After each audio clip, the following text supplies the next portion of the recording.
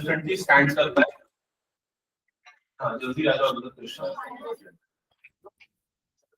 Kinetic theory of gases, तो इसमें ना हम आइडियल गैस को पहले समझेंगे कि आइडियल गैस क्या होता है, ठीक है, उसकी एक्सप्रेशन क्या होती है मैथमेटिकल, उसके लिए क्या क्या अजम्पशन हम लेके चलते, कंडीशन क्या लेके चलते, और कौन सी gas similar to ideal gas react करती है या उसके जैसा बिहेव करती है, ये चीजें हम देखेंगे। इसके अलावा आज हम एक सबसे इंपॉर्टेंट डेरिवेशन करेंगे, मतलब अगर इस चैप्टर की बात की जाए तो एक ही सबसे इंपॉर्टेंट डेरिवेशन है जो बहुत ज्यादा पूछा जाता है और उस पर बेस्ड क्वेश्चंस आते हैं, जिसमें हम प्रेशर कैलकुलेट करेंगे कि अगर किसी कंटेनर में हम किसी गैस को रखे हैं तो गैस उस कंटेनर की वॉल में कितना प्रेशर एक्सर्ट करेगी। क्लियर हो गया ये चीज?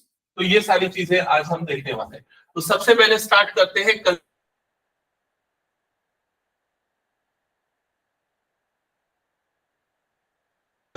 एक बार पढ़ो एक एक पॉइंट वाइज की क्या क्या कंडीशन है, और यही हमारे अजम्पशंस होने वाले आगे के लिए, ठीक है। तो पढ़ना एक बार क्या लिखा है।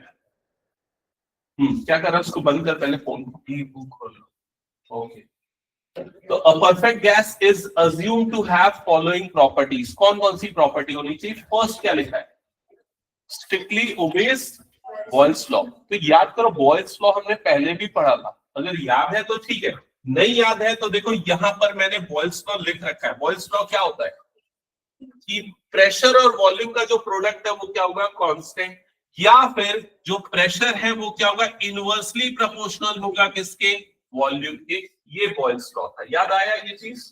तो परफेक्ट गैस या आइडियल गैस बॉयल्स लॉ को फॉलो करना चाहिए, और कौन से लॉ को फॉलो करना चाहिए, चार्ल्स लॉ। तो चार्ल्स लॉ क्या था, चार्ल्स लॉ था कि volume is proportional to temperature. देखो तीन चीजें बार बार हम देखने वाले हैं, एक हो गया प्रेशर, दूसरा हो गया वॉल्यूम, और तीसरा हो गया टेम्परेचर, ठीक है। इन तीनों पे ही अलग अलग लॉस बने हैं और इसी से आइडियल गैस इक्वेशन बनी है। तो सेकेंड लॉ क्या बोलता है कि volume is proportional to temperature, Charles law. या फिर अगर मैं टेम्परेचर को नीचे डाल दूंगा तो वॉल्यूम अपॉन टेम्परेचर क्या हो जाएगा, कांस्टेंट। क्या ये समझ में आएगा चार्ल्स लॉ क्या है? और थर्ड लॉ है प्रेशर लॉ। तो प्रेशर लॉ ये बोलता है कि pressure is proportional to temperature, या प्रेशर अपॉन टेम्परेचर की वैल्यू क्या हो जाएगी, कांस्टेंट। तो ये तीन लॉज हैं और इसी से आइडियल गैस वाली इक्वेशन डिराइव हुई, ठीक है। तो परफेक्ट गैस होने की पहली कंडीशन क्या है, ये तीनों लॉज फॉलो होने चाहिए। फर्स्ट कौन सा लॉ है, बॉयल्स, सेकंड है चार्ल्स, और थर्ड क्या है, प्रेशर लॉ। ये क्लियर हो गया? सेकंड कंडीशन क्या है, पढ़ो।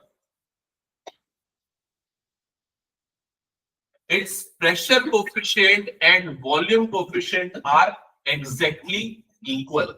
प्रेशर कोफिशिएंट का मतलब क्या होता है, फ्रैक्शनल चेंज इन प्रेशर, मतलब प्रेशर का चेंज कितना हो रहा है with respect to temperature. Fractional change in pressure with respect to temperature, इसको बोलते हैं फ्रैक्शनल कोफिशिएंट ऑफ प्रेशर। और फ्रैक्शन वॉल्यूम कोफिशिएंट किसको बोलेंगे, वही चीज, fractional change in volume with respect to temperature. तो प्रेशर का चेंज टेम्परेचर के रिस्पेक्ट में प्रेशर कोफिशिएंट बनाएगा, वॉल्यूम का चेंज टेम्परेचर के रिस्पेक्ट में वॉल्यूम कोफिशिएंट बनाएगा। तो ये दोनों चीजें एग्जैक्टली इक्वल होनी चाहिए। ये सेकंड कंडीशन है परफेक्ट गैस या फिर आइडियल गैस। थर्ड कंडीशन क्या है, जो उसके मॉलिक्यूल्स है उसको हम बहुत स्मॉल अज्यूम करेंगे, कंसीडर करेंगे, या फिर ये बोला जाए जो दो मॉलिक्यूल्स या पार्टिकल्स के जो बीच का गैप है वो बहुत ज्यादा होगा, ठीक है। और फोर्थ कंडीशन क्या है, there is no intermolecular force of attraction. उसमें हम ये अज्यूम करेंगे कि कोई भी इंटरमॉलिक्यूलर फोर्स उसमें अप्लाई नहीं हो रहा है।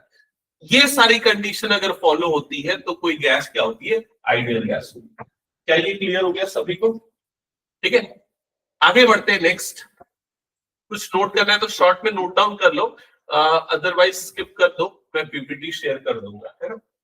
चलो नेक्स्ट आगे बढ़ते हैं। नेक्स्ट आते हैं equation of state of ideal gas. यहां से नोट करना क्योंकि यहां से फॉर्मूले थोड़े से चालू होंगे जिनको हम यूज करने वाले हैं, ठीक है। तो हेडिंग डालना equation of state for ideal gas.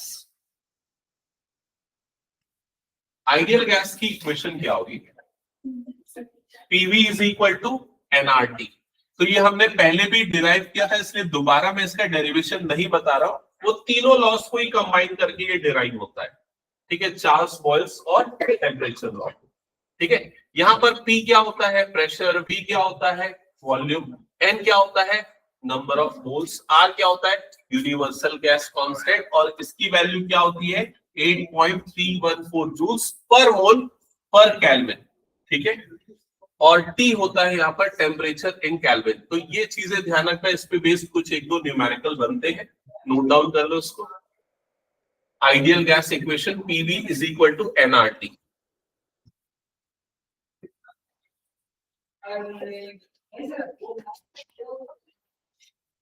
Note कर लिया?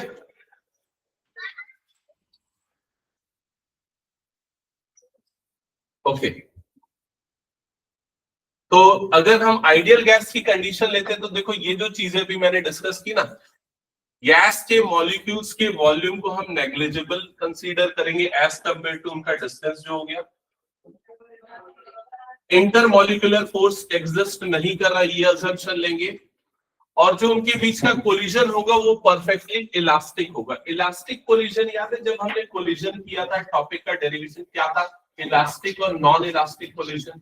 चैतन्य, काइनेटिक एनर्जी सेम रहती है बिफोर कोलिजन और आफ्टर कोलिजन, मतलब उसको स्ट्राइक करने के पहले और बाद में उसकी काइनेटिक एनर्जी में कोई चेंज नहीं होगा, ये इलास्टिक कोलिजन है। ठीक है, ये कब और कहां अप्लाई होगा, इमेजिन करना कि जब एक गैस का पार्टिकल उसके वॉल को स्ट्राइक करेगा, ठीक है, और जब स्ट्राइक करेगा तो रिटर्न आएगा, तो वो कोलिजन जो होगा उसको हम इलास्टिक कोलिजन कंसीडर करेंगे, मतलब उसमें काइनेटिक एनर्जी का चेंज नहीं होगा, उसकी वेलोसिटी चेंज नहीं होगी। ठीक है, आगे बढ़ते हैं। नेक्स्ट एक ग्राफ है, equation of state for ideal gas. तो आइडियल गैस की इक्वेशन क्या थी, अच्छा इसमें दो इक्वेशन थी ना, कौन सी, एक और इक्वेशन कौन सी थी, मॉलिक्यूलर फॉर्म वाली। मॉलिक्यूलर फॉर्म वाली इक्वेशन में ये क्या जाता है, PV is equal to NKT। यहां पर N क्या है, N है नंबर ऑफ मोल्स मॉलिक्यूल्स, और K क्या है, बोल्ट्जमैन कांस्टेंट। तो देखो कई बार क्या होता है, बोल्ट्जमैन कांस्टेंट के टर्म्स में भी पूछता है न्यूमेरिकल, तो ये वाला भी एक्सप्रेशन ध्यान में रखना।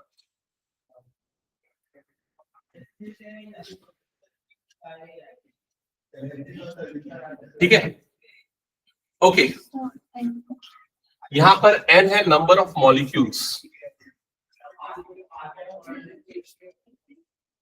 अच्छा एक और चीज, ये वाला जो आप एक्सप्रेशन देख रहे हो PV is equal to nRT, कई बार कुछ बुक्स में इसको PV is equal to mu RT इससे भी डिनोट करता है, PV is equal to mu RT इससे भी डिनोट करता है, और यहाँ पर म्यू जो है वो सेम चीज है, N है, मतलब क्या, नंबर ऑफ मोल्स को बता रहा है। ठीक है, और अगर यहां से मैं अगर मान के चलो R की वैल्यू निकालना चाहूँ तो R की वैल्यू क्या हो जाएगी, PV अपॉन म्यू T। क्या ये क्लियर हो गया? और R क्या होता है बताओ जल्दी से, यूनिवर्सल गैस कांस्टेंट, वो सारी गैसेस के लिए क्या होता है, सेम होता है, मतलब ये वाली पूरी वैल्यू क्या आनी चाहिए, कांस्टेंट आएगी, ये बोल सकते हो आप। ठीक है, अब अगर इसके ग्राफ को देखें, इसके ग्राफ को देखें, पीवी अपॉन म्यू टी जिसकी वैल्यू कांस्टेंट है, और दूसरा यहाँ पर क्या हो गया, प्रेशर। ठीक है, अलग अलग टाइप के गैसेस के लिए अगर इसके ग्राफ को देखोगे तो यहाँ पर ये आइडियल गैस का ग्राफ है, तो आइडियल गैस के लिए ये वाली पूरी वैल्यू क्या है, कांस्टेंट, देखो चेंज नहीं हो रही, और बाकी सारी गैसेस के लिए ये कर्व चेंज हो रहा है, मतलब ये वाली वैल्यू चेंज हो रही है।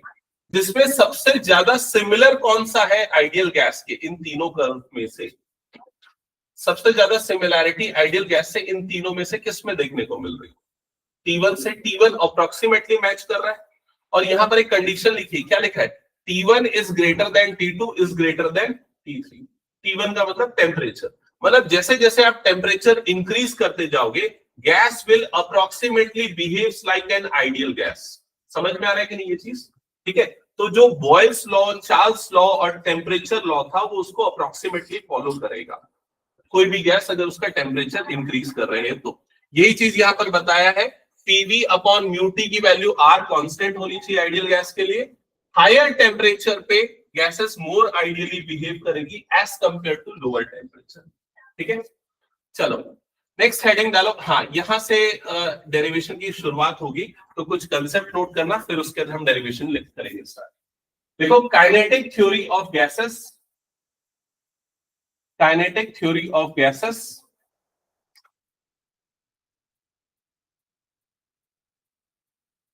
फर्स्ट पॉइंट क्या लिखा है, एक बार पढ़ना प्रियांशी।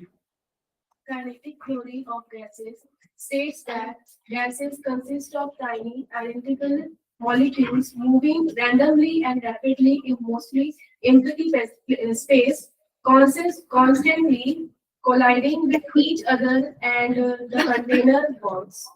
तो ये उसका पूरा बिहेवियर बता रहा है कि जो गैस है उसमें टाइनी पार्टिकल्स है, जिसको हम क्या बोलते हैं, मॉलिक्यूल्स, और वो बहुत स्मॉल है as compare to distance between them. मतलब उसका साइज बहुत छोटा है और उनके बीच का डिस्टेंस कंपैरेटिवली क्या है, बहुत ज्यादा है। वो रैंडमली मूव करते होते रहते हैं और एक दूसरे को स्ट्राइक करेंगे या फिर वॉल्स को स्ट्राइक करेंगे, क्योंकि उनके अंदर एक काइनेटिक एनर्जी होती है। पोटेंशियल एनर्जी उनकी नहीं कंसीडर होती। क्यों पोटेंशियल एनर्जी कंसीडर नहीं करेंगे हम? क्योंकि हमने स्टार्टिंग में जो अजम्पशन लिया, अजम्पशन में हमने क्या क्या अजम्पशन लिया था, इंटरमॉलिक्यूलर फोर्स वहां पर क्या लिया था, जीरो। कोई भी अट्रैक्शन रिपल्शन वाला फोर्स नहीं है, तो मतलब पोटेंशियल एनर्जी नहीं है। तो उसमें सिर्फ कौन सी एनर्जी है, काइनेटिक एनर्जी। और काइनेटिक एनर्जी के कारण वो मूव करते रहेंगे, एक दूसरे पार्टिकल को स्ट्राइक करेंगे या फिर वॉल्स को स्ट्राइक करेंगे। तो पहली चीज इसने बताई कि काइनेटिक थ्योरी ऑफ गैसेस में हम क्या पढ़ रहे हैं और क्या हमारा डेटा भी, क्या हमारा डेटा है, किस चीज की स्टडी कर रहे हैं। सेकेंड पॉइंट क्या पढ़ो Vasudha, second point. Gas pressure is produced by continuous collision of fast-moving molecules with the container bonds, transferring momentum and exerting force per unit area. इस चीज का मतलब समझ पाए कि नहीं? जैसे अगर मान के चलो ये कंटेनर है और इसके अंदर बहुत सारे मॉलिक्यूल्स हैं, ये कंटिन्यूअसली मूव कर रहे हैं, ये आके स्ट्राइक करेंगे वॉल्स को, इस तरीके से स्ट्राइक करेंगे। तो जब उसको स्ट्राइक करेंगे तो मोमेंट ट्रांसफर होगा, ठीक है, कंजर्वेशन ऑफ मोमेंटम से ट्रांसफर होगा उसमें, जिससे कंटिन्यूअस फोर्स लगेगा। कंटिन्यूअस फोर्स लगेगा तो उसमें क्या क्रिएट होगा, प्रेशर क्रिएट होगा। समझ में आ रहा है कि नहीं ये चीज? तो इस पूरे प्रोसेस को ध्यान रखना, क्योंकि डेरिवेशन में ये प्रोसेस हम करने वाले हैं। मॉलिक्यूल्स जो है मूव कर रहे हैं किसी सर्टेन वेलोसिटी से मूव करके वो वॉल्स को स्ट्राइक कर रहे हैं। जब किसी वेलोसिटी में है, उसका मास भी है, तो उसमें क्या आ जाएगा, मोमेंटम आ जाएगा। और हमने कौन सा कोलिजन कंसीडर किया है, इलास्टिक कोलिजन। तो पूरा मोमेंटम जो है वो कन्वर्स मतलब कंजर्व हो जाएगा, ट्रांसफर हो जाएगा। समझ में है कि नहीं? और rate of change of momentum जो होगा, तो न्यूटन का सेकेंड लॉ क्या बोलता है, rate of change of momentum क्या बनता है, फोर्स। तो उस वॉल पे फोर्स लगेगा और फोर्स पर यूनिट एरिया क्या हो जाता है, प्रेशर। तो वहां से क्या कैलकुलेट होगा, प्रेशर। और आज की इस क्लास में हम यही डिराइव करने वाले हैं कि अगर किसी कंटेनर में गैसेस है तो कितना प्रेशर एक्सर्ट करेगी उसके वॉल पे, उसका कैलकुलेशन करेंगे। पहले क्लियर हो गया सेकेंड पॉइंट। थर्ड पॉइंट क्या, एक बार पढ़ना पलक। The kinetic theory assumes gas molecules are identical, very small. इसमें हमारा अजम्पशन जो होगा डेरिवेशन करते समय क्या क्या होगा, कि जो गैस मॉलिक्यूल्स है वो आइडेंटिकल है, मतलब सबका शेप सेम है। सेकेंड, बहुत स्मॉल है। नेक्स्ट क्या है, Move freely with no intermolecular forces, accept during perfectly elastic conditions. ठीक है, नेक्स्ट आगे पढ़ना। have negligible collision time and move randomly in all directions with uniform distribution. Okay, ये इंपॉर्टेंट चीज सुना, सारे डायरेक्शन में यूनिफॉर्मली मूव कर रहे हैं। सारे डायरेक्शन में मतलब कि अगर कोई पार्टिकल है किसी कंटेनर में, तो कंटेनर में 3 डायमेंशन होंगे ना, एक्स, वाई और जेड। वो तीनों डायमेंशन में रैंडमली और यूनिफॉर्मली मूव कर रहा है। मतलब उसकी एक्स में जितनी वेलोसिटी वाई में भी उतनी है और जेड में भी उतनी है। समझ में आएगा नहीं ये चीज? तो ये सारे अजम्पशन हम लेते हुए इसका डेरिवेशन स्टार्ट करने वाले हैं।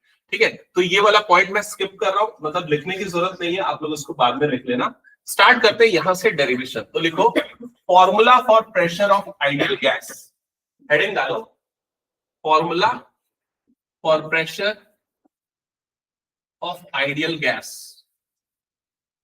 Formula for pressure of ideal gas.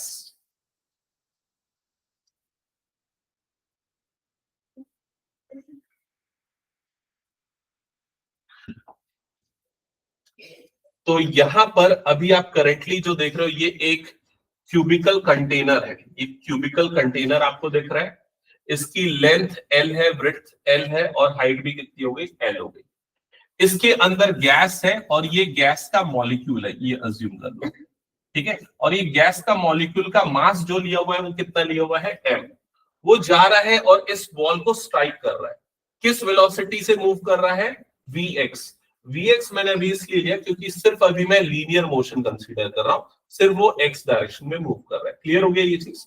Strike करने के बाद जब वो रिटर्न आ रहा है तो अब वो मॉलिक्यूल को इस तरीके से बताया, उसके मास सेम है और वेलोसिटी जो हो गई वो कितनी हो गई, -vx, क्योंकि डायरेक्शन चेंज हो गया। समझ में आया कि नहीं ये चीज। और ये आपके 3 डायमेंशंस हो गए, x, y और ये क्या हो गया, z। तो पहले ये डायग्राम बना लो और इसकी लेंथ को किससे डिनोट किया है, l से। ये डायग्राम ड्रॉ कर लो, फिर उसके बाद फिर हम स्टार्ट करते हैं एक-एक करके डेरिवेशन।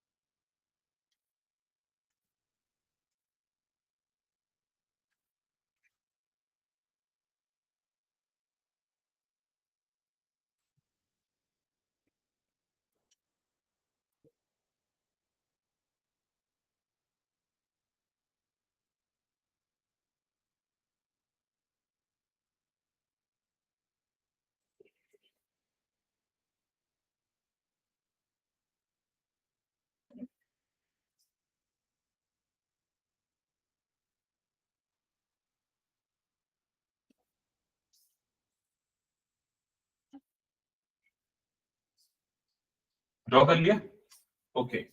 अब ये पूरे फिगर का डिस्क्रिप्शन लिख लेते हैं शॉर्ट में। लिखो, consider an ideal gas,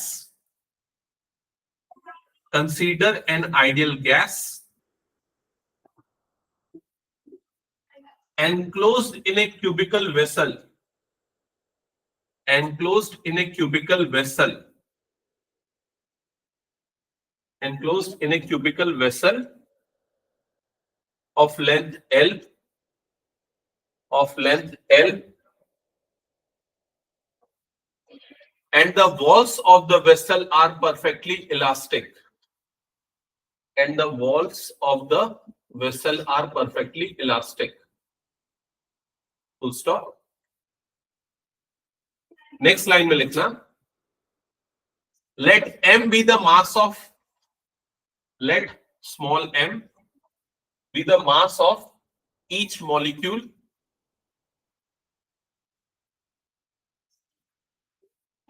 and small n is number of, small m is number of molecules,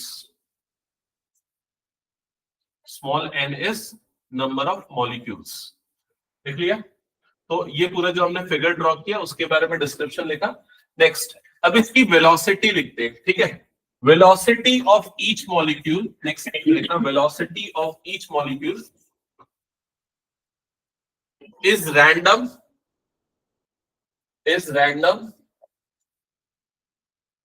and uniform in all direction, and uniform in all direction।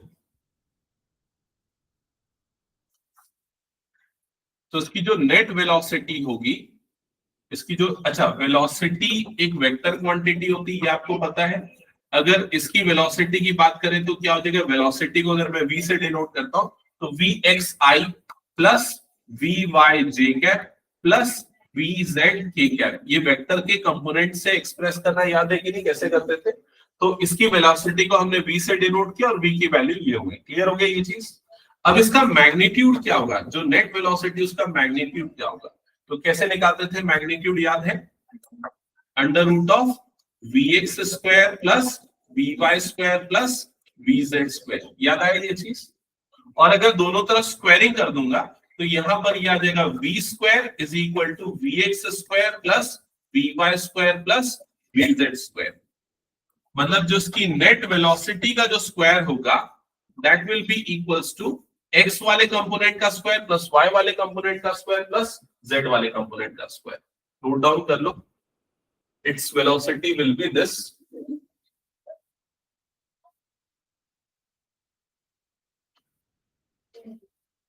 Next लिखो consider the molecule,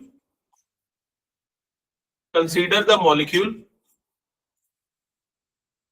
moving along x-axis. Consider the molecule moving along x-axis with a velocity vx. With a velocity vx.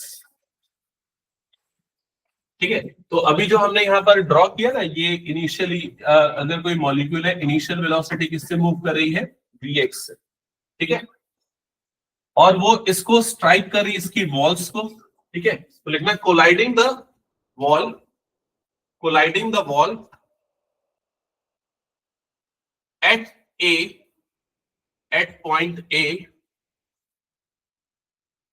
and returning with the velocity minus vx. तो wall से collide करके जिस velocity से return हो रही है वो minus vx है। नेक्स्ट लिखना, नेक्स्ट स्लाइड में लिखना, so the change in momentum will be, so the change in momentum will be, so the change in momentum will be. अच्छा, आप बताओ मोमेंटम का फॉर्मूला क्या होता था, मोमेंटम कैसे निकालते थे, मास इनटू वेलोसिटी।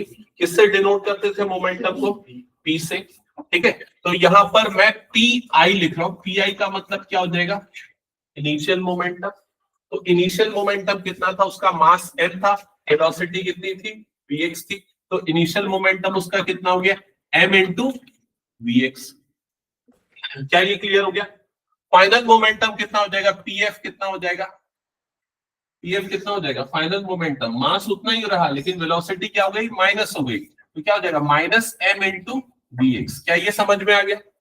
तो चेंज इन मोमेंटम किससे डिनोट करेंगे, चेंज इन मोमेंटम को, डेल पी। तो डेल पी की वैल्यू कितनी आ जाएगी, डेल पी की वैल्यू कितनी आ जाएगी, फाइनल माइनस इनिशियल। लिखो जल्दी से, कितना होगा, pf minus pi। So del P की वैल्यू हो जाएगी minus M we X minus M we X. So del P की वैल्यू हो जाएगी यहां पर माइनस 2m vx। क्या ये क्लियर हो गया सभी को? चेक करना, p मोमेंटम का नोटेशन है, p मोमेंटम को सिंबॉलिक फॉर्म में p से, जैसे वेलोसिटी को v से, वैसे मोमेंटम को p से डिनोट करते हैं, ठीक है, यहां तक लिख लिया सबने। नेक्स्ट लिखना, momentum transferred to the wall, momentum transferred to the wall after collision, momentum transferred to the wall after collision will be, momentum transferred to the wall after collision will be, after collision will be क्या होगा बताओ तो थोड़ा। Law of conservation of momentum क्या बोलता है कि अगर कोई भी दो पार्टिकल आपस में स्ट्राइक करते हैं तो जो चेंज इन मोमेंटम पहले का होगा उतना ही चेंज इन मोमेंटम दूसरे का होगा, बस साइड क्या हो जाएगा, अपोजिट। मतलब जैसे अगर मान के चलो ये स्ट्राइक करके वापस आ रहा है तो इसमें मोमेंटम का चेंज कितना हो रहा है, -2mx। तो ये जो वॉल्स जिसको वो स्ट्राइक कर रहा है उसमें मोमेंटम कितना हो जाएगा, +2mx। मतलब इसने जितना मोमेंटम लूज किया उतना मोमेंटम इसने क्या कर दिया, गेन किया। समझ में आएगी नहीं ये चीज? तो क्या लिखा आप लोगों ने last line,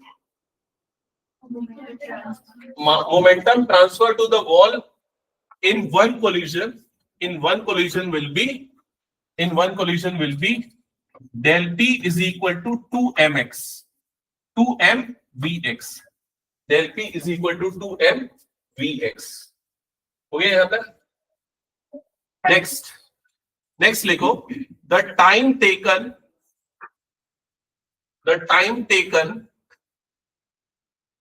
between two successive collisions, with wall will be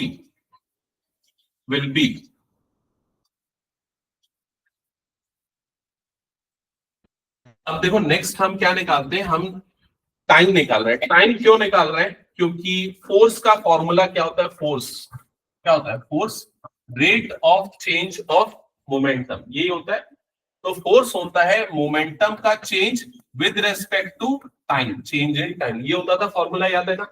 तो अभी हमने चेंज इन मोमेंटम निकाल लिया, अब हम टाइम निकाल रहे हैं कि दो कोलिजन के बीच का कितना टाइम होगा। तो टाइम के लिए देखो, अगर मान के चलो ये वाला मॉलिक्यूल यहां पर स्ट्राइक कर रहा है, स्ट्राइक करने के बाद वापस इस बॉल को दोबारा कितनी देर के बाद स्ट्राइक करेगा, तो उसके लिए यहां पर स्ट्राइक किया, फिर वो इधर जाएगा, यहां से यहां तक का डिस्टेंस कवर करेगा। ये डिस्टेंस कितना हो जाएगा? ये डिस्टेंस हमने कितना अज्यूम करके रखा है? L। यहां से स्ट्राइक करके वापस इस बॉल को जब स्ट्राइक करना आएगा तो टोटल डिस्टेंस वो कितना ट्रैवल कर लेगा? 2L। और टाइम निकालना है तो टाइम क्या होता है? Distance upon speed. स्पीड मतलब यहां पर वेलोसिटी है, और यहां पर वेलोसिटी हमने कितनी ले रखी है उसकी? Vx। तो वो जो टाइम होगा, वो टाइम कितना होगा? वो टाइम आ जाएगा डिस्टेंस मतलब कि 2L अपॉन वेलोसिटी कितना आ जाएगा? Vx। तो क्या लिखा था आप लोगों ने? आखिरी लाइन एक बार पढ़ना। The time taken between two successive collision with wall will be 2L upon Vx। समझ में आई ये चीज? नेक्स्ट लिखना, the number of collision with wall per second, the number of collision with wall per second, the number of collision with wall per second will be, the number of collision with wall per second will be अब अच्छा ये बताओ, ये जो अभी आपने लिखा the number of collision with wall पर सेकेंड, ये कितना आएगा? अगर मान के चलो ये टाइम लगता है इसको दोबारा स्ट्राइक करने में, तो 1 सेकेंड में कितने बार स्ट्राइक करेगा? मैं उसको एक छोटे से एग्जांपल से बताता हूं। मान लो अगर ये पार्टिकल यहां से यहां गया, वापस आके स्ट्राइक किया, इसको टाइम लगा 0.5 सेकेंड का। समझ में आई ये चीज?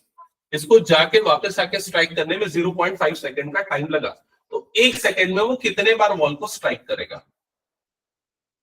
2 बार स्ट्राइक करेगा।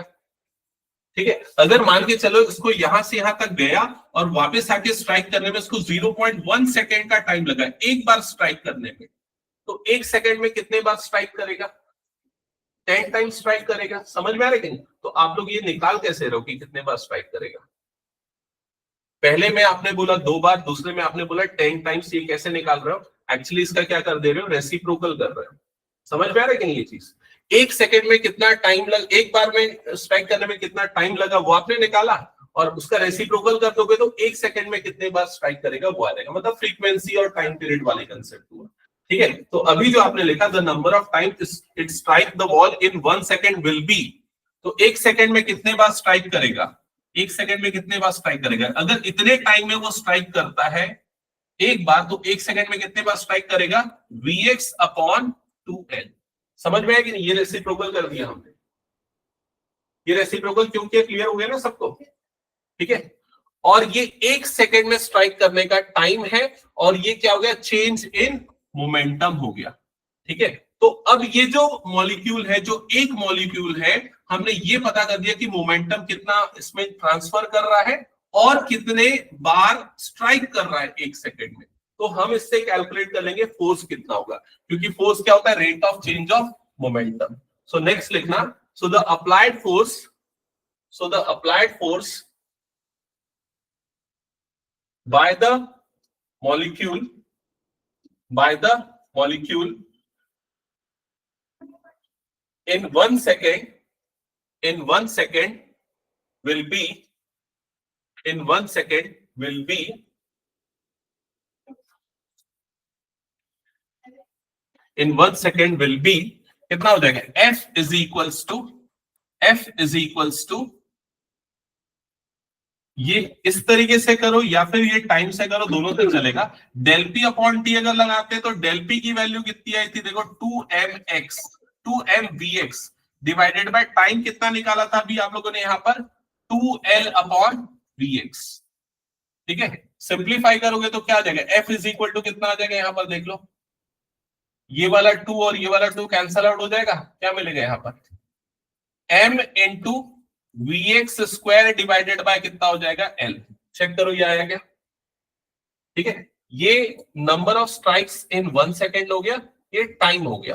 तो अभी मैंने क्या किया, ये वाला फॉर्मूला यूज किया, force is equal to rate of change of momentum, तो मोमेंटम का चेंज डिवाइडेड बाय टाइम कर दिया। ठीक है, नंबर ऑफ स्ट्राइक्स जो है ना पर सेकेंड, उसको हम बाद में यूज करेंगे। ठीक है, हाँ, तो डेल टी मतलब जो भी टाइम है, टाइम का चेंज कितना है। तो अभी हमने ये कितना टाइम का चेंज ही तो निकाला ना, कि कितने टाइम में वो स्ट्राइक किया।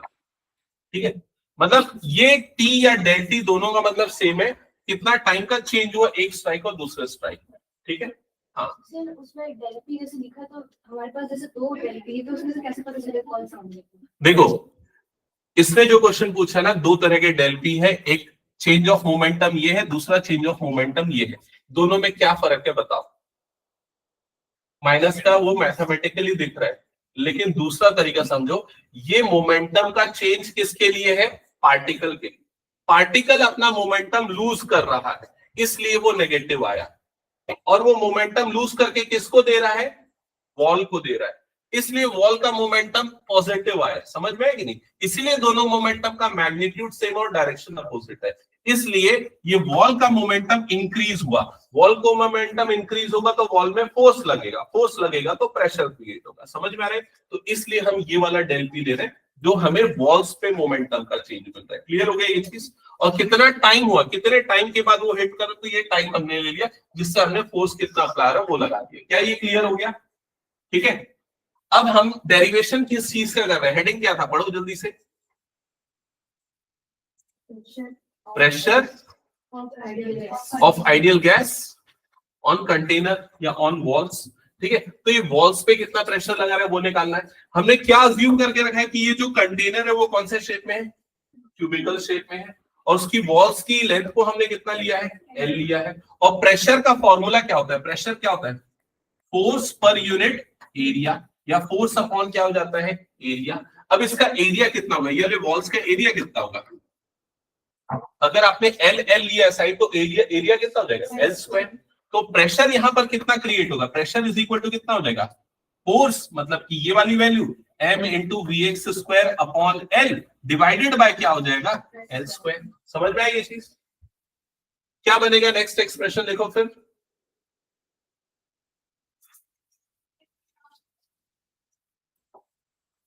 तो ये pressure P is equal to यहां पर आ जाएगा m upon L cube into we X square. एक बार चेक करो यहां तक आएगा सभी का, ठीक है, ओके। नेक्स्ट मैं कुछ चीजें पूछ रहा हूं, ध्यान से सुनना और बताना। यहां पर ये बताओ, ये एल क्यूब क्या होगा, एल क्यूब क्या होगा, वॉल्यूम। समझ में आ रहा है, वॉल्यूम किसका, कंटेनर का। और एम क्या है, मास किसका, एक मॉलिक्यूल का।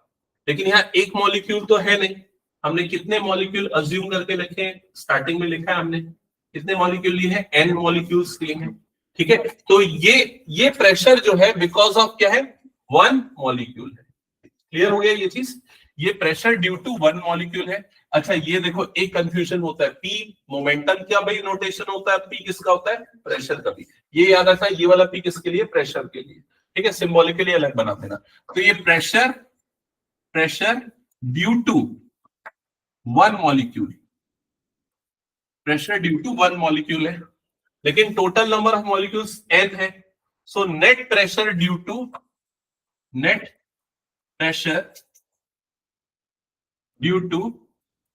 n molecules will be, तो n मॉलिक्यूल से जो प्रेशर लगेगा, नेट प्रेशर लगेगा, वो क्या हो जाएगा, तो इसको n से मल्टीप्लाई कर दो तो क्या हो जाएगा, m into n divided by L cube into ये क्या बन जाएगा, V X cube, sorry V X square. क्या ये क्लियर हो गया? ठीक है, ओके। नेक्स्ट इधर पे ध्यान देना, ये वाला जो हमने वी एक्स स्क्वायर लिखा हुआ है ना, तो ये वी एक्स क्या था बताना तो थोड़ा, वेलोसिटी ऑफ वन पार्टिकल, हमने एक पार्टिकल के लिए लिया। ऐसा जरूरी तो नहीं कि हर पार्टिकल का मतलब वेलोसिटी सेम ही होगा, vx होगा, हो सकता है किसी का कुछ अलग होगा, ये भी पॉसिबिलिटी है। तो यहाँ पर अगर मैं ये vx की वैल्यू अगर निकालना चाह रहा हूं तो ये एक्चुअल में एवरेज वेलोसिटी होगी हर एक पार्टिकल की मिला के। समझ में आ रहा है कि नहीं ये चीज? तो ये जो vx स्क्वायर जो अभी हमने लिखा है ना, ये vx स्क्वायर का इनफैक्ट मतलब क्या होगा पता है? vx1 का स्क्वायर प्लस vx2 का स्क्वायर प्लस vx3 का स्क्वायर अप टू vxn का स्क्वायर डिवाइडेड बाय क्या हो जाएगा? n। मैं क्या कर रहा हूं समझ में आ रहा है कि नहीं? ये जो भी मैंने जनरलाइज सिंपली vx स्क्वायर लिख दिया ना, इसमें vx स्क्वायर का मतलब क्या होगा? हर एक पार्टिकल की जो वेलोसिटी है उसके स्क्वायर का सम डिवाइडेड बाय n, मतलब ऑन एन एवरेज वेलोसिटी क्या है। क्योंकि एक पार्टिकल के लिए हमने vx लिया था, लेकिन n नंबर ऑफ पार्टिकल्स होंगे तो यहाँ पर ये चीज चेंज हो जाएगी। और यहाँ सिंबॉलिकली भी मैं एक चेंज करूंगा। क्या चेंज करूंगा? यहाँ पर क्या लगा दूंगा? बार लगा दूंगा। जो लोग मैथ्स में अभी तुम लोग सब पढ़े हो 10th में स्टैटिस्टिक्स में, मीन को रिप्रेजेंट करने का तरीका क्या होता है? x बार। वो बार का मतलब क्या होता है? Average value, mean value. तो इसीलिए ये बार लग गया है। बार लगा मतलब इन सारे की वेलोसिटी का क्या दे रहा है? ये मीन दे रहा है। क्या ये समझ में आया? बताओ जल्दी से। ठीक है, तो यहां पर नेट प्रेशर जो होगा due to all n molecules will be this. क्या ये क्लियर? अच्छा, नेक्स्ट इन दोनों के प्रोडक्ट को देख के बताओ ये दोनों का प्रोडक्ट क्या बनेगा? क्या देगा आपको? कौन सी फिजिकल क्वांटिटी देगा? m मतलब कि एक मॉलिक्यूल का मास, n क्या है? Number of molecules.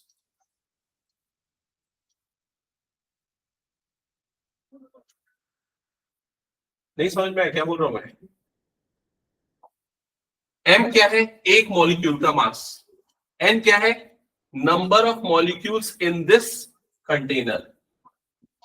तो सारे मॉलिक्यूलर का मास या फिर इस पूरे कंटेनर में जो गैस है उसका नेट मास या total mass of the gas in the container. Clear हो गया ये चीज? तो यहां पर ये जो m इंटू n है इसको मैं कैपिटल N से रिप्लेस कर देता हूं, और यहां पर कैपिटल N का मतलब क्या हो गया? Total mass of the gas. ठीक है, total mass of the gas.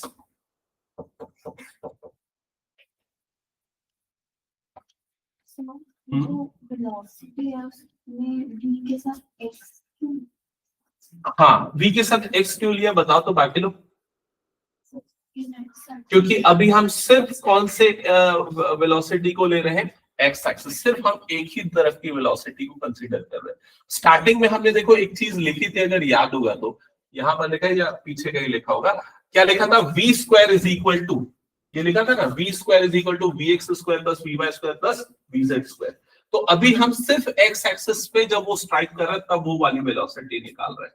बाद में हम तीनों का कंपैरिजन करेंगे इसमें। यहां तक क्लियर हो गया सभी को? ओके अच्छा, ये इसको कैपिटल M से रिप्लेस किया तो जो total pressure applied on the wall होगा वो कितना हो जाएगा? ये आ जाएगा capital M divided by L cube. L cube को आप लोगों ने बताया क्या होगा? वॉल्यूम। तो M अपॉन क्या हो जाएगा? V, और इधर पे क्या आ जाएगा? Vx whole square. क्या ये समझ में आ गया सभी को? बताओ अब ये कौन सी फिजिकल क्वांटिटी बनी? बताओ जल्दी। डेंसिटी, मास अपॉन वॉल्यूम मतलब क्या हो गया? डेंसिटी। डेंसिटी को किससे रिप्रेजेंट करते हैं? रो से। तो ये जो प्रेशर होगा P that is equals to, यहां पर क्या आ गया? रो, और इधर पे आ गया Vx बार का होल स्क्वायर। क्या ये क्लियर हो गया सबको? यहां तक समझ में आया? ओके नेक्स्ट, अभी तक हमने प्रेशर का तो कैलकुलेशन कर लिया, लेकिन हमने जो वेलोसिटी ली है वो उस पार्टिकल की सिर्फ x के डायरेक्शन वाली वेलोसिटी ली है, उसकी नेट वेलोसिटी हमने नहीं ली। नेट वेलोसिटी को हमने किससे डिनोट किया था? देखो यहां पर नेट वेलोसिटी को किससे डिनोट किया था? v से। लेकिन हमारा एक्सप्रेशन किस फॉर्म में आ रहा है? vx, vy और vz के फॉर्म में आ रहा है। जब आपने स्टार्टिंग में सारी कंडीशन लिखी थी तो आपने एक कंडीशन लिखी थी कि जो पार्टिकल है वो यूनिफॉर्मली सारे डायरेक्शन में मूव कर रहे हैं, और उसकी सारे डायरेक्शन की वेलोसिटी क्या है? सेम है, रैंडम मूवमेंट के कारण। तो सारे डायरेक्शन की वेलोसिटी सेम है, मतलब vx की वेलोसिटी, vy वाली वेलोसिटी और vz वाली वेलोसिटी, ये तीनों वेलोसिटी भी क्या होगी? सेम। तीनों का स्क्वायर भी क्या होगा? सेम। समझ में आ रहा है कि नहीं ये चीज? तो अगर ये तीनों सेम है तो v स्क्वायर को मैं क्या लिख सकता हूं? 3vx का होल स्क्वायर, ऐसा लिख सकता हूं, जिससे vx स्क्वायर की वैल्यू मुझे क्या मिलेगी? Vx स्क्वायर की वैल्यू मिल जाएगी 1/3 v स्क्वायर। एक बार चेक करो ये समझ में आया कि नहीं, बताओ मुझे। पार्टिकल जो है रैंडमली तीनों डायरेक्शन में मूव करे विथ इक्वल इक्वल वेलोसिटीज, तो तीनों डायरेक्शन की वेलोसिटी सेम है, तो इसका मतलब इसको मैं 3vx स्क्वायर लिख सकता हूं, तो vx स्क्वायर की वैल्यू ये आ जाएगी। क्या ये क्लियर हो गया? अब इस वैल्यू को उठा के मैं यहां पर पुट कर देता हूं, इस वैल्यू को उठा के इस जगह पे पुट कर देता हूं, तो P इज इक्वल टू क्या हो जाएगा यहां पर रो, और यहां पर क्या आ जाएगा, यहां पर क्या आ जाएगा, Vx का स्क्वायर है ना, तो अभी इस जगह पे क्या आ जाएगा 1/3 v स्क्वायर आ जाएगा, और यहां पर बार लगेगा। बार का सिंपल सा मतलब है सारे पार्टिकल की वेलोसिटी का एवरेज है। समझ में आ रहा है ये चीज? ठीक है, तो ये जो अभी आपको फॉर्मूला दिख रहा है, ये जो प्रेशर अप्लाइड है उसका फॉर्मूला है। क्या ये क्लियर हो गया? एक बार चेक कर लो। जो भी उस कंटेनर में गैस है वो नेट कितना प्रेशर अप्लाई करेगी उसके वॉल्स पे, उसको कैलकुलेट करने का ये फॉर्मूला है। P is equals to 1/3 rho v bar whole square. P bar का मतलब यहां पर एवरेज वेलोसिटी, कई बार वो बार नहीं भी लगाते तो भी चलेगा, आपको समझ जाना है एवरेज वेलोसिटी को ले रहा है। क्या ये क्लियर? ठीक है, अच्छा अब ये बताओ थोड़ा सा, काइनेटिक एनर्जी का फॉर्मूला क्या है, और ट्रांसलेशनल काइनेटिक एनर्जी का? ट्रांसलेशनल काइनेटिक एनर्जी कब आती है? जैसे कि अगर मान के चलो आप एक टेनिस की बॉल रोल कर रही है, तो रोल कर रही है तो वो रिवॉल्व भी कर रही है और आगे भी मूव कर रही है, तो rotational kinetic energy, translational kinetic energy याद है कि? तो ट्रांसलेशनल काइनेटिक एनर्जी कब आएगी? जब कोई पार्टिकल अपने एक्सिस पे भी घूम रहा है और आगे भी बढ़ते जा रहा है, तब वो ट्रांसलेशनल काइनेटिक एनर्जी बन जाएगी। समझ में आ रहा है कि नहीं? जैसे अगर मान के चलो ये बॉल है, ये ऐसे घूम भी रही है और आगे भी बढ़ रही, तो आगे बढ़ते समय जो उसकी काइनेटिक एनर्जी होगी उसको क्या बोलते हैं? Translational kinetic energy. क्लियर हो गया ये चीज? ट्रांसलेशनल काइनेटिक एनर्जी का फॉर्मूला ये हमने रोटेशनल मोशन में डिराइव किया था, क्या होता था? हाफ रो v स्क्वायर, ये होता था ट्रांसलेशनल काइनेटिक एनर्जी का फॉर्मूला। ठीक है, तो लिखो साइड में लिखना है इसके बाद, the translational kinetic energy is given by E is equal to half rho v square. E is equal to half rho v square. ठीक है, अब एक काम करो, इन दोनों के बीच में रिलेशन बताओ कि प्रेशर अप्लाइड और ट्रांसलेशनल एनर्जी के बीच में रिलेशन कैसे बनाओगे। हमें ट्रांसलेशनल काइनेटिक एनर्जी का फॉर्मूला मिल गया, पता है, हमने प्रेशर का फॉर्मूला डिराइव कर दिया, अब दोनों के बीच में रिलेशन चाहिए, तो दोनों के बीच में रिलेशन क्या होगा? तो P इज इक्वल्स टू, देखो इसको भी मैं इसी फॉर्म में लाने के लिए क्या कर देता हूं, 2 से मल्टीप्लाई कर देता हूं और 2 से डिवाइड कर देता हूं, ये कर सकते हैं। क्लियर हो गया सबको ये चीज? और ये 2 से मल्टीप्लाई डिवाइड करने से ये वाला जो पूरा टर्म है ये क्या बन जाएगा? ट्रांसलेशनल काइनेटिक एनर्जी बन जाएगा, जिसको हम किससे डिनोट कर देंगे? ई से। तो P इज इक्वल टू क्या हो जाएगा? 2/3 इंटू ई, और ये ई है ट्रांसलेशनल काइनेटिक एनर्जी। तो जो नेट प्रेशर अप्लाइड है और जो ट्रांसलेशनल काइनेटिक एनर्जी है, इसके बीच में रिलेशन क्या हो जाएगा? ये इसका क्या होता है? 2/3 होता है। तो इस तरह का एक्सप्रेशन पूछ सकता है, व्हाट इज द रिलेशन या derive the relation between pressure applied by an ideal gas and translational kinetic energy. तो आपको फाइनली इस स्टेप तक आना पड़ेगा। ये डन हो गया क्या? ओके, चलो एक बार पूरे डेरिवेशन को देखो एक बार स्टेप बाय स्टेप क्या था, ठीक है, और किसी स्टेप में कोई डाउट है तो पूछो एक बार। पूरे डेरिवेशन को स्टेप बाय स्टेप एक बार चेक करो, हमने क्या अजम्पशन लेके स्टार्ट किया था, कौन सी चीज कैलकुलेट कर रहे हैं। ठीक है, एक काम करो, मैं 5 मिनट देता हूं, उसको रिवाइज करो और उसके बाद उसको बिना देखे करके दिखाना दोबारा डेरिवेशन। ठीक है, हो जाएगा ना?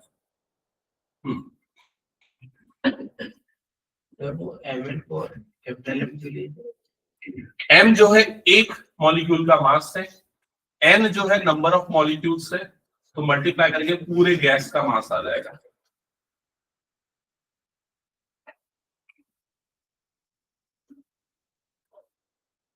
ठीक है, सो टाइम स्टार्ट्स नाउ, 5 मिनट का टाइम लो, दोबारा करना है, यही मेन डेरिवेशन है, बाकी सारे इसी से रिलेटेड है क्योंकि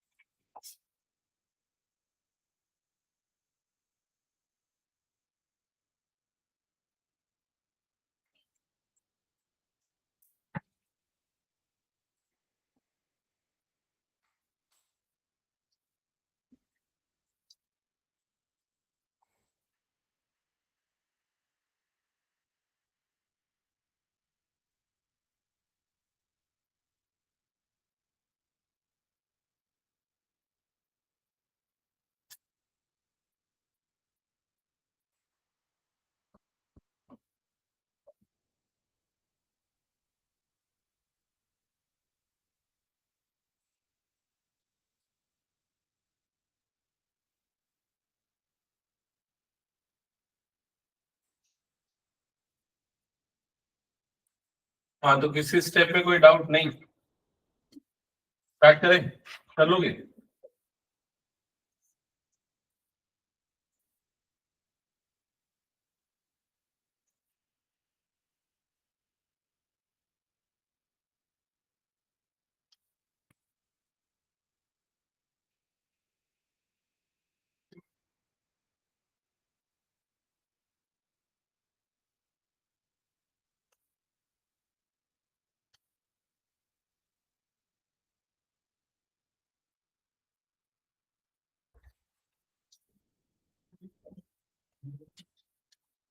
कुछ समरी दूं या हो जाएगा दोबारा? हो जाएगा।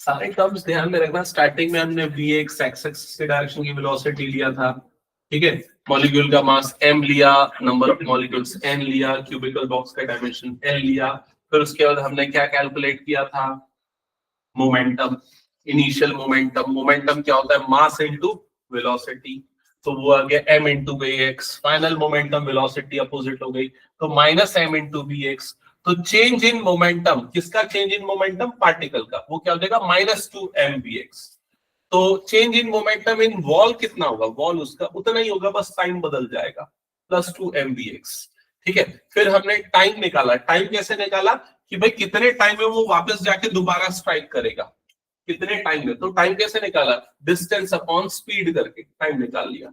फिर उसके बाद मोमेंटम अपॉन टाइम से फोर्स निकला, फोर्स अपॉन एरिया से प्रेशर निकला, फिर प्रेशर का जो फॉर्मूला आया, हमने एक मॉलिक्यूल के लिए किया था, फिर हमने कितने मॉलिक्यूल के लिए कर लिया, एन मॉलिक्यूल्स के लिए कर लिया, तो मल्टीप्लाइड बाय एन कर लिया, क्लियर हो गया ये चीज। फिर उसके बाद जो वेलोसिटी वीएक्स लेके चल रहे थे एक पार्टिकल की, एन नंबर ऑफ पार्टिकल्स आ गए, मतलब एवरेज वेलोसिटी आ गई, बस इतना चेंज हुआ।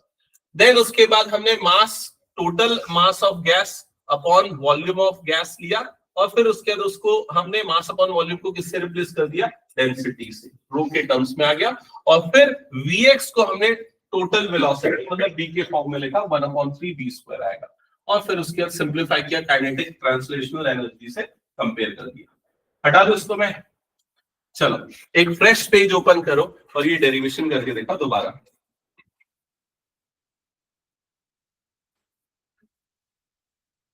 और टाइम दे रहा हूं मैं 5 मिनट, जो नहीं करेगा ना उसको रुकूंगा, मैं बता रहा हूँ, एक्स्ट्रा रुक के करवाऊंगा, ठीक है, 5 मिनट के अंदर जो नहीं करेगा।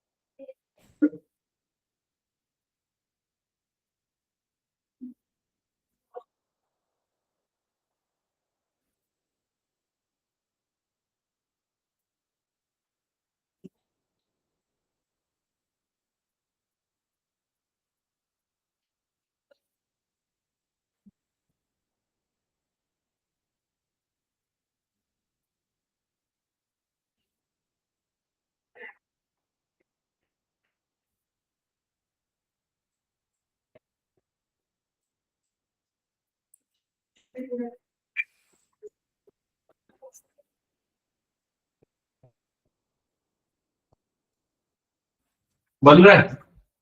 Yes.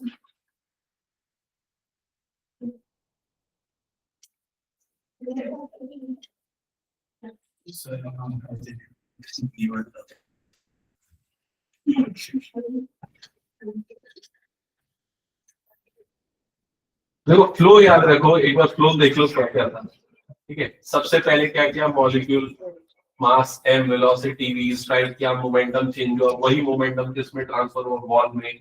फिर उसके टाइम निकाला, rate of change of momentum upon time किया, फोर्स मिल गया, फोर्स ऑन एरिया किया, प्रेशर मिल गया, प्रेशर एक मॉलिक्यूल का मिला, मल्टीप्लाई बाय एन किया तो पूरे मॉलिक्यूल का मिल गया, पूरे गैस का मिल गया।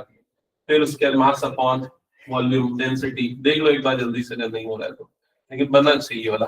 ये बाकी सब इसी पे बेस्ड डेरिवेशंस है, इसके फाइनल रिजल्ट्स पे बेस्ड।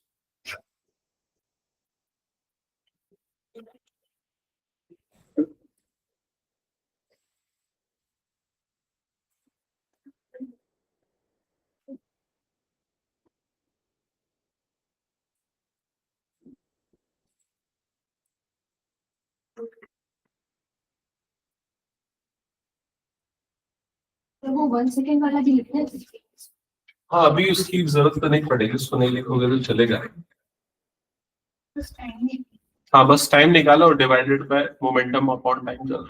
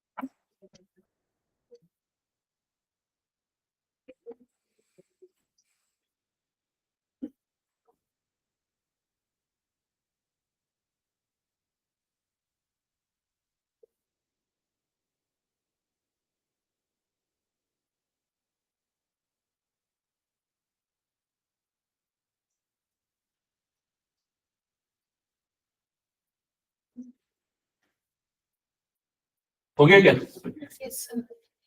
हम्म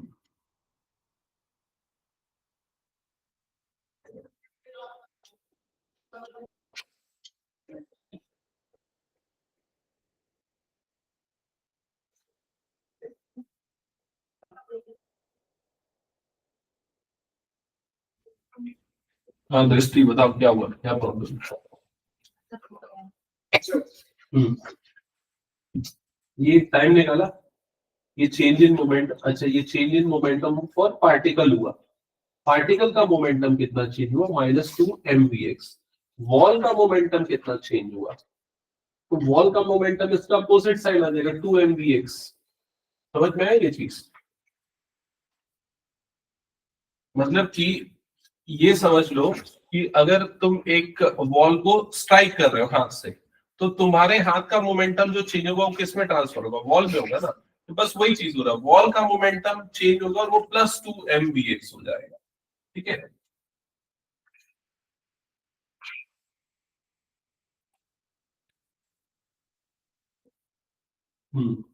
ठीक है, ठीक है, So ओके,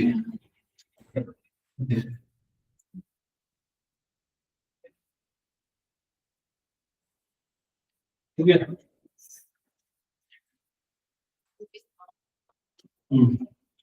क्या वो प्रियंशी, अच्छा जिनका नहीं हुआ एक बार चेक करो तो पेज पलट के, क्या कुछ समझ में नहीं आ रहा है क्या इस डेरिवेशन में, क्या कोई चीज समझ में नहीं आ रही तो पूछो अभी।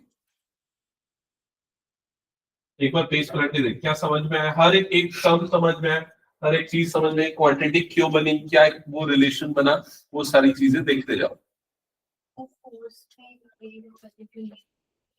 फोर्स में हाँ, ये मोमेंटम का चेंज अपॉन टाइम, ठीक है, rate of change of momentum upon time. तो ये 2 mvx डिवाइडेड बाय ये वाला पूरा टाइम आ गया, समझ में आया? हो गया।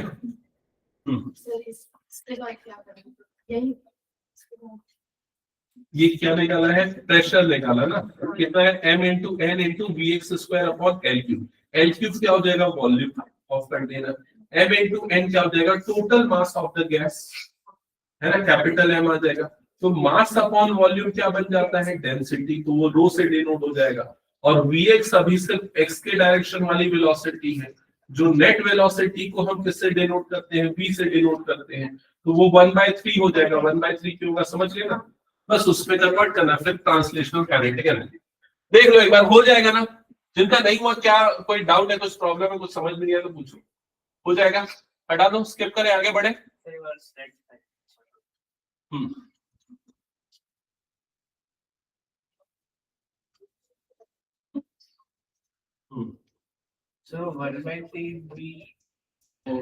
ये vx स्क्वायर जो है ना, वो x एक्सिस के डायरेक्शन की वेलोसिटी है। अगर हम इसकी नेट वेलोसिटी को देखें तो इसका 3 डायमेंशनल मूवमेंट है ना, तो v square is equal to क्या था, vx square plus vy square plus vz square, याद है? अब तीनों की वेलोसिटी सेम हम अज्यूम करके चल रहे हैं, ठीक है, तो यहां पर क्या हो जाएगा, vx स्क्वायर की वैल्यू 1/3 v स्क्वायर आ जाएगी। ठीक है, क्लियर हो गया सभी का ये? चलो नेक्स्ट हेडिंग डालना। हाँ बस 1-2 मिनट में सर की क्लास एंड होगी, फिर मैं बता दूंगा, ठीक है। नेक्स्ट हेडिंग डालना,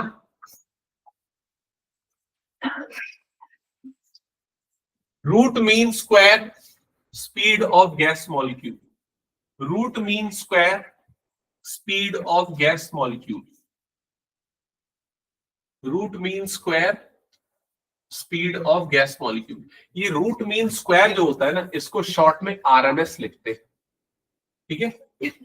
तो यहां पर आपको क्या निकालना है, आरएमएस स्पीड निकालना है, किसकी स्पीड निकालना है, गैस मॉलिक्यूल की। मतलब इसको हम v से डिनोट करेंगे और v आरएमएस ये वाली वैल्यू निकालना है। क्लियर हो गई ये चीज? अब आरएमएस वैल्यू कैसे निकालते हैं, कैसे निकालते हैं, याद है क्या किसी को? हमने एक जगह और कहीं आरएमएस निकाला, कहां पर निकाला था, रेडियस ऑफ गायरेशन में, ठीक है, रोटेशनल मोशन में रेडियस ऑफ गायरेशन का डेरिवेशन करते थे तब आता था। तो उस समय आरएमएस वैल्यू मैंने बताया था, रूट का मतलब स्क्वायर रूट लेना पड़ेगा, मीन स्क्वायर मतलब मीन लेना पड़ेगा स्क्वायर्स का, ठीक है। तो स्क्वायर्स का मतलब क्या हो जाएगा, v1 square plus v2 square plus v3 square, ऐसा करते हुए vn square divided bye n। सुनते जाओ पहले ध्यान से, है ना। v1 क्या है, पहले वाले मॉलिक्यूल की वेलोसिटी, v2 क्या है, दूसरे वाले की, तीसरे वाले की, ऐसे करके n मॉलिक्यूल्स है। सभी की वेलोसिटी का स्क्वायर करो डिवाइडेड बाय n करो, तो ये उनका रूट स्क्वायर और मीन वैल्यू आ गई, समझ में आ गई नहीं, उसका रूट ले लिया तो ये आरएमएस वैल्यू मिल जाएगी। क्लियर हो गया ये चीज? इसी चीज को, इस पूरी चीज को अगर ध्यान दोगे, हमने किससे डिनोट किया है? हमने डिनोट किया v, और यहां पर ये बार लगाया, बार का मतलब क्या है? मीन वैल्यू, मतलब कि एवरेज वैल्यू। याद आएगी नहीं? v बार होल स्क्वायर, समझ में आएगी नहीं? तो जो v आरएमएस की जो वैल्यू होगी वो एक्चुअल में किसके इक्वल होगी? रूट ओवर ऑफ किसके इक्वल हो जाएगी? v बार के इक्वल हो जाएगी। v बार स्क्वायर की इक्वल हो जाएगी ना, v बार स्क्वायर की इक्वल हो जाएगी। क्लियर हो गया ये चीज? ठीक है, तो v RMS is equal to this. अब ये वाला एक्सप्रेशन डिराइव करके देखो क्या होगा। तो अभी हमने जो लास्ट डेरिवेशन किया था, pressure exerted by molecules on the walls, क्या था फॉर्मूला? बताओ जल्दी से, क्या था? P इज इक्वल टू 1/3, वो काइनेटिक एनर्जी वाला तो स्पेशल केस है, उसके ऊपर वाला पूछ रहा हूँ। 1/3 रो v बार स्क्वायर, याद है ये वाला? ठीक है, तो यहां से v बार स्क्वायर की वैल्यू कितनी आ जाएगी? देख लो, v बार स्क्वायर की वैल्यू कितनी आ जाएगी? ये इधर पे जाएगा तो क्या हो जाएगा? 3p इज इक्वल टू क्या हो जाएगा? रो v बार स्क्वायर, और ये आ जाएगा 3p upon rho is equal to क्या आ जाएगा? v bar square. समझ में आ रहा है ये चीज? ठीक है, तो v बार स्क्वायर की जो वैल्यू आपने निकाली है उसको सीधे सीधे यहां पर पुट कर दो, तो v RMS is equals to कितना आ जाएगा? रूट ओवर 3p अपॉन रो, तो ये हो जाएगा root mean square velocity of molecule. Clear हुआ ये चीज? देख लो इसको। हाँ दृष्टि, चले जाओ।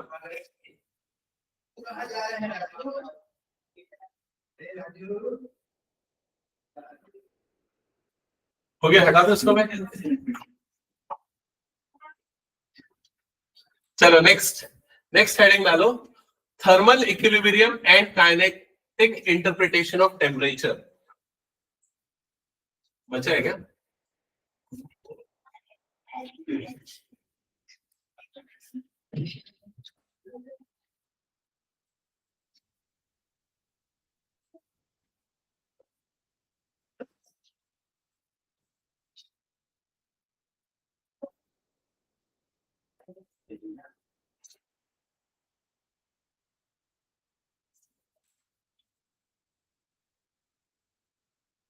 हो गया, ये हटा दो क्या? अब चलो मैं कुछ चीज पूछता हूं, पहले उसका आंसर करना, फिर नेक्स्ट टॉपिक पे बढ़ते हैं। बताओ, टेम्परेचर अगर बढ़ाएंगे तो प्रेशर बढ़ेगा या कम होगा?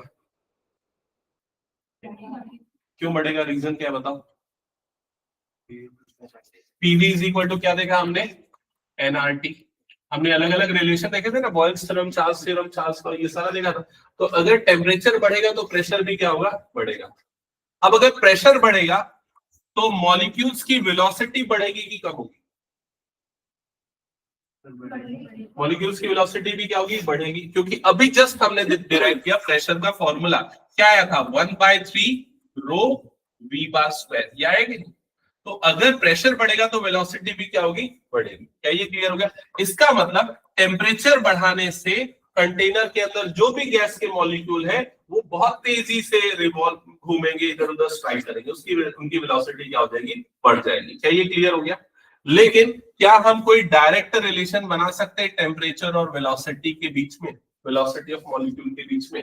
तो यही रिलेशन हम अगले डेरिवेशन में करेंगे, thermal equilibrium and kinetic interpretation of temperature. Next heading डालो, thermal equilibrium and kinetic interpretation of temperature.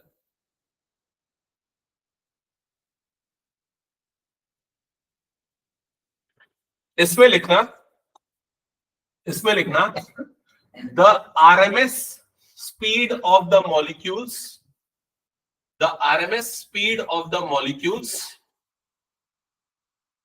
of gas is directly proportional to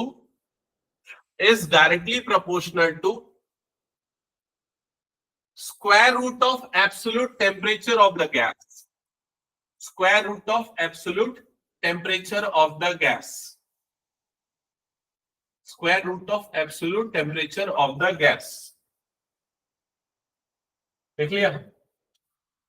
तो अभी जो आपने वर्ड्स के फॉर्म में लिखा, सिंबॉलिक फॉर्म में उस चीज को कैसे लिखोगे? आरएमएस स्पीड मतलब आरएमएस वेलोसिटी, मतलब क्या लिखेंगे? V RMS. ये किसके प्रोपोर्शनल होगा? Square root of absolute temperature, मतलब कि रूट टी। करेक्ट। तो ये किसके प्रोपोर्शनल होगा? रूट टी के प्रोपोर्शनल होगा। ये चीज आपको वेरीफाई करनी, डिराइव करनी। क्लियर हो गया ये चीज? ठीक है। तो चलो इसको डिराइव करने के लिए हम एक काम करते हैं। पहले हमने जो लास्ट जो प्रेशर का फॉर्मूला डिराइव किया था ना, P इज इक्वल टू क्या था याद करो? 1/3 रो V बार स्क्वायर, और V बार स्क्वायर को मैं V RMS स्क्वायर लिख सकता हूँ, V RMS स्क्वायर।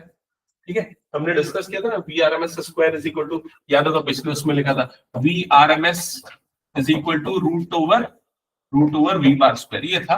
तो स्क्वायरिंग करेंगे तो ये इसके इक्वल आ जाएगा। क्लियर हो गया ये चीज? ठीक है। अब यहां पर ध्यान देना, ये रो जो था, रो हमने कहां से लाया था याद करो?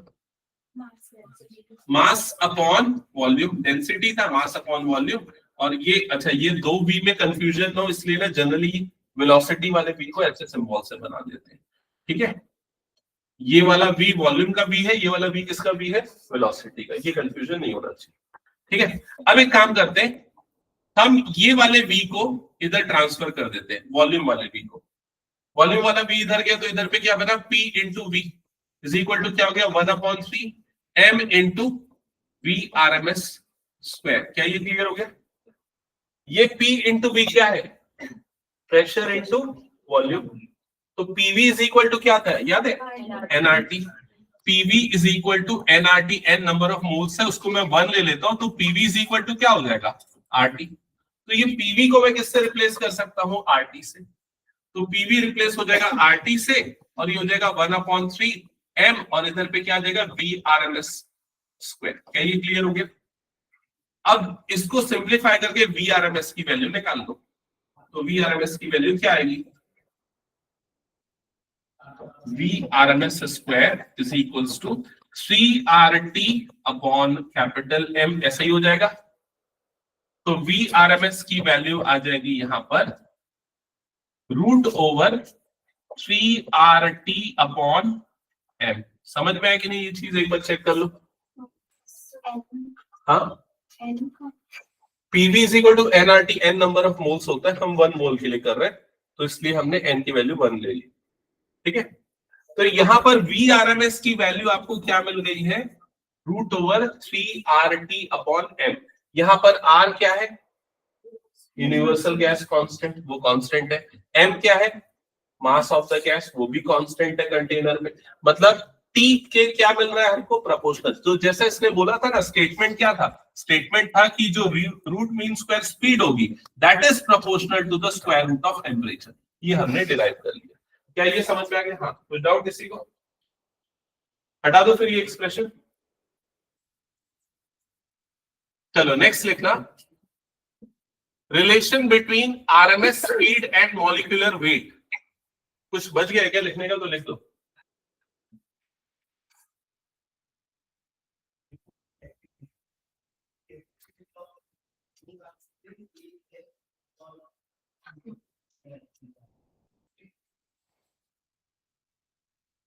हटा दो। चलो ये लास्ट डेरिवेशन करते हैं, हो गया। सुनो इधर लिखना, हेडिंग डालना, relation between RMS speed and molecular weight. Relation between RMS speed and molecular weight, and molecular weight. Okay, तो अभी यहां पर हम क्या कंसिडरेशन कर रहे हैं, ध्यान से सुनना। दो अलग कंटेनर है, दोनों में अलग अलग गैसेस है, दोनों का मॉलिक्यूलर वेट अलग अलग होगा। हम लोग दोनों के टेम्परेचर को सेम कर देते हैं, और अब देखते हैं कि किसकी स्पीड ज्यादा होगी कम होगी, वो रिलेशन हम कैसे निकालेंगे। ठीक है, तो हमने फर्स्ट वाले के लिए अगर मान के चलो, हमने अगर उसका RMS स्पीड निकाला तो उसको किससे डिनोट कर दिया? V1 RMS से। और वो कितना आ जाएगा? ये फॉर्मूला हमने डिराइव किया था, root over 3RT upon M, ये आया था। तो यहाँ M मतलब M1 हो गया। M1 मतलब पहले कंटेनर वाली गैस, पहली गैस। और वही दूसरी वाली जो गैस है उसके लिए भी टेम्परेचर सेम हमने अज्यूम किया है, लेकिन उसका मास अलग होगा, उसको हमने किससे डिनोट कर दिया, m2 से। अब अगर हम दोनों की वेलोसिटी का रेशियो निकालते हैं, v1 RMS upon v2 RMS निकालते हैं, तो ये वाली वैल्यू कितनी आ जाएगी, तो ये दोनों को डिवाइड करोगे, दोनों को डिवाइड करोगे तो देखो क्या जाएगा, रूट ओवर, ये डिनोमिनेटर में है तो, और ये वाला पार्ट कहां चला जाएगा, न्यूमरेटर में। समझ में आ रहा है कि नहीं? तो v RMS upon v1 RMS upon v2 RMS, दोनों की वेलोसिटी का जो रेशियो होगा, दोनों के मास के रेशियो के क्या होगा, इनवर्सली प्रोपोर्शनल होगा। मतलब जिसका मास ज्यादा होगा उसकी वेलोसिटी क्या हो जाएगी, कम, जिसका मास कम होगा उसकी वेलोसिटी क्या हो जाएगी, ज्यादा। समझ में आ रहा है कि नहीं ये चीज? तो ये लिख लो, डायरेक्टली एक्सप्रेशन लिख लो हेडिंग डाल के। Suppose two gases whose molecular weights are m1 and m2 and root mean square speed of their molecules are v1 RMS and v2 RMS at same temperature T, then the ratio of their RMS velocity will be this.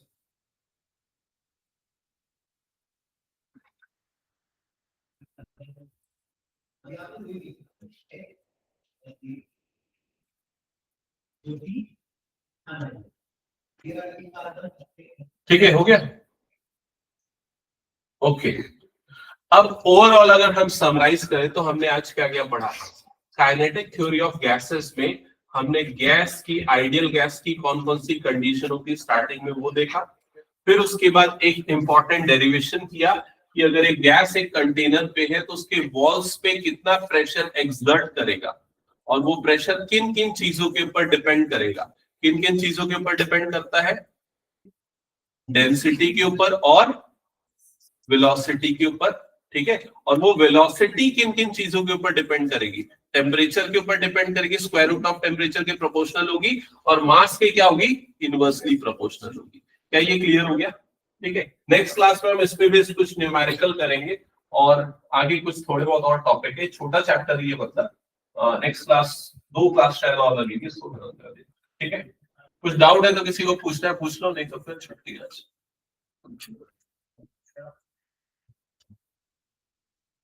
Vaishnavi तुम्हारा doubt है ना? हाँ पूछ लेना, maths का जो भी है। हो गया?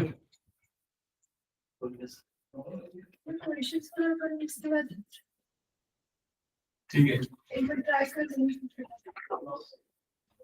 पैराबोला, पैराबोला देखो, पैराबोला मैं लोगों को पढ़ाया था ना, तो एक क्लास में ऑलमोस्ट पूरा खत्म करा दिया था। ठीक है, तो एक बार अगर वो रिकॉर्डेड होगा ना तो मैं भेज दूंगा उसको, एक क्लास दे दोगे तो पूरा पैराबोला हो जाएगा उसमें। ठीक है, ओके। किसी को कुछ डाउट है तो पूछ सकता है, मैथ्स या फिजिक्स किसी में, नहीं तो कोई डाउट नहीं है। सर पैराबोला का टेंजेंट सबका टेंजेंट होता है, टेंजेंट हर टर्म का होता है। कैसे निकालते हैं ये पूछना चाह रहे हैं? एक्चुअली क्या होता है ना, टेंजेंट का स्लोप निकाल के फिर उसकी इक्वेशन निकाली जाती है। जैसे कि अगर मान के चल कोई भी कर्व है, मान लीजिए जिसकी इक्वेशन भी नहीं पता, उसका भी अगर कोई टेंजेंट होगा तो उसको एक पॉइंट पे टच करेगा। समझ में आ रहा है कि नहीं? तो इसके टेंजेंट निकालने का ना एक फॉर्मूला होता है, ये फॉर्मूला ये dy by dx वाला, अगर मेरे को याद होगा, मान ले कर्व की equation y equal to something कुछ है, तो dy by dx मतलब चेंज इन y अपॉन चेंज इन x, तो उससे तेरे को टेंजेंट का स्लोप मिल जाएगा। समझ में आएगी? फिर उसके तेरे को ये पॉइंट पता होगा, इस पॉइंट को पॉइंट ऑफ कांटेक्ट बोलते हैं, मतलब x1 y1 की वैल्यू पता चल जाएगी। पॉइंट मिला, स्लोप मिला, तो फिर क्या निकाल लेगा, तो उसकी इक्वेशन निकाल लेगा। टेंजेंट की इक्वेशन पैराबोला के लिए देख, पैराबोला के लिए क्या हो जाएगा, y square is equal to 4ax अगर है, ये वाला अगर ले रहा है, तो dy by dx की वैल्यू क्या आ जाएगी यहाँ पर, 2y dy by dx is equal to क्या हो जाएगा, 4a। समझ में आएगी चीज? तो dy by dx की वैल्यू तेरी कितनी आ जाएगी, 4, ये 2 2 2 से कट जाएगा, 2a अपॉन y आ जाएगा। ये समझ में आएगी? ये उसका स्लोप हो गया। ठीक है, अब ये स्लोप हो गया, इसके बाद ये पॉइंट तेरे को पता होना चाहिए कि किस पॉइंट पे तेरे को टेंजेंट निकालना है, क्योंकि पैराबोला पे तो बहुत सारे पॉइंट है। जैसे अगर ये पैराबोला है तो यहाँ टेंजेंट अलग बनेगा, यहाँ टेंजेंट अलग बनेगा, यहाँ टेंजेंट अलग बनेगा, तो तेरे को पॉइंट पता होना चाहिए। मान ले जो भी पॉइंट है उसका कोऑर्डिनेट x1 y1 है, तो यहाँ पर ना x1 y1 की वैल्यू डाल देना, तो तेरा m का जो वैल्यू हो जाएगा वो कितना हो जाएगा 2a/y1 आ जाएगा। y1 मतलब जो भी y कोऑर्डिनेट, तो समझ गया। फिर उसके बाद ना वो पॉइंट स्लोप फॉर्म लगा देना। कौन सा पॉइंट स्लोप फॉर्म? लाइन की इक्वेशन वाला, y minus y1 is equal to m into x minus x1। तो यहाँ पर ये तेरा m हो जाएगा, m स्लोप जो निकाला, x1 y1 पॉइंट का कोऑर्डिनेट। ठीक है, ये एक तरीका मैं बताया, लेकिन उसका ना एक सिंप्लीफाइड में डिराइव फार्मूला भी है, इलिप्स का भी है, पैराबोला का भी है। मैं पढ़ाया था लेकिन अभी मैं भूल गया एग्जैक्ट फार्मूला। इसका कुछ फार्मूला ना ऐसा कुछ है, सर कुछ ऐसी रहता है वो सी में शायद ये बाई सी। हाँ ये ऐसा कुछ है, वो है। इलिप्स का भी होता है, उसका सबके शॉर्टकट ट्रिक वाले फॉर्मूले हैं, लेकिन मैं शॉर्टकट ट्रिक वाला फॉर्मूला मैं याद नहीं रखा क्योंकि बहुत ज्यादा यूज नहीं करता, तो इसलिए उसके है मेरे एक आध दो रिकॉर्डिंग में डाला हुआ, यूट्यूब में उसमें डाला ये सारा शॉर्टकट ट्रिक।